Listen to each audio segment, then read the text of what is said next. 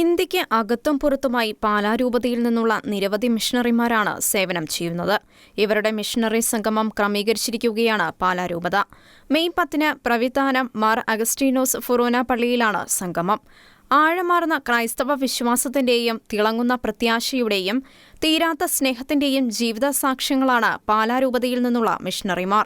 നിങ്ങൾ ലോകമെങ്ങും പോയി സകല സൃഷ്ടികളോടും സുവിശേഷം പ്രസംഗിക്കുവിൻ എന്ന ഈശോയുടെ ആഹ്വാനമനുസരിച്ച് സകലർക്കും സുവിശേഷമേകുവാനും സുവിശേഷമാകുവാനും വിളി സ്വീകരിച്ച രൂപതാംഗങ്ങളായ നിരവധി സന്യാസിനിമാർ പാലാരൂപതയ്ക്കുണ്ട്.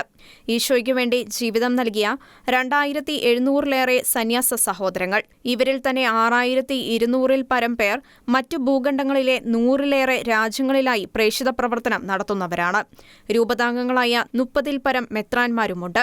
പാലാരൂപതയുടെ അഭിമാനമായി ലോകത്തിന്റെ വിവിധ ഭാഗങ്ങളിൽ സുവിശേഷം ജീവിക്കുന്ന ഈ മിഷണറിമാർ അപരനോടുള്ള കരുതലിന്റെ രൂപമായും ആരുമില്ലാത്തവർക്കും പീഡിതർക്കും പ്രത്യാശയുടെ ക്രിസ്തുസ്നേഹം പകരുന്ന നന്മയുള്ള മനുഷ്യരായും നിറഞ്ഞു നിൽക്കുകയാണ്.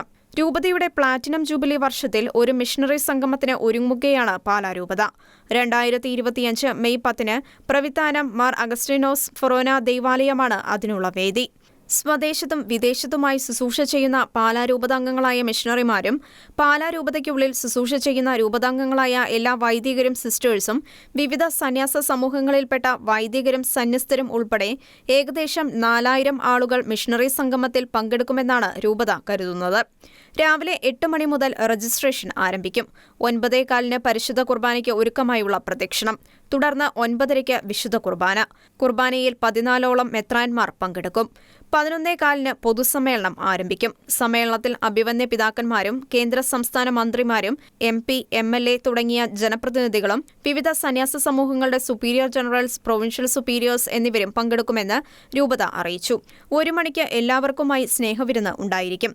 പ്രവിധാനം സ്കൂളിന്റെ മുൻവശത്തായും ഓഡിറ്റോറിയത്തിന്റെ വശങ്ങളിലും പള്ളിയുടെ പുറകുഭാഗത്തായും വാഹനങ്ങൾ പാർക്ക് ചെയ്യുന്നതിന് സൗകര്യങ്ങൾ ഏർപ്പെടുത്തിയിട്ടുണ്ട്. Mar Joseph Kallarangatt, monsignor Joseph Thadathil, monsignor Joseph Kaniyodickal, father Joseph Muthanatt തുടങ്ങിയവർ പത്രസമ്മേളനത്തിലൂടെയാണ് മിഷണറി സംഗമത്തെക്കുറിച്ച് അറിയിച്ചത്. പാലാരൂപത പ്ലാറ്റിനം ജൂബിലി, മിഷണറി സംഗമം എന്നിവയോടനുബന്ധിച്ച് സമർപ്പിതരെയും ബലിപീഠത്തെയും കുറിച്ചുള്ള ഒരു ഗാനം രൂപത പുറത്തിറക്കാൻ തീരുമാനിച്ചിരിക്കുകയാണ്. പാലാരൂപത pastor institute director father Jose തറപ്പേലാണ് ഗാനം രചിച്ചിരിക്കുന്നത്. അതിൻ്റെ പിന്നിലെ ഒരു വലിയ കാരണമെന്ന് പറഞ്ഞാൽ നമുക്കറിയാം, ബലിപീഠവും മധുബഹയുമാണ് ഈ ഭൂമിയിലേക്കും വെച്ച് ഏറ്റവും വിശുദ്ധീകരിക്കപ്പെട്ട ദൈവത്തിൻ്റെ സിംഹാസനവും ദൈവത്തിൻ്റെ പാദപീഠവുമായ ആ സ്ഥലം. പ്രത്യേകിച്ച് ബലിപീഠം ദൈവത്തിൻ്റെ സിംഹാസനമാണ്. അപ്പോൾ ആ ബലിപീഠത്തിലാണ് വിശുദ്ധ കുർബാന അർപ്പിക്കപ്പെടുന്നത്. ഈശോ അവിടെ വിശുദ്ധ ശരീരരക്തങ്ങൾ നമുക്കെല്ലാവർക്കും തരുന്നത്. അപ്പോൾ ആ ബലിപീഠത്തെ മഹത്വപ്പെടുത്തിക്കൊണ്ടൊരു പാട്ട് എഴുതണമെന്ന് തീരുമാനിച്ചത്. ബലിപീഠം ഒരു തരത്തിലും അപമാനിക്കപ്പെടാനായിട്ട് പാടില്ല.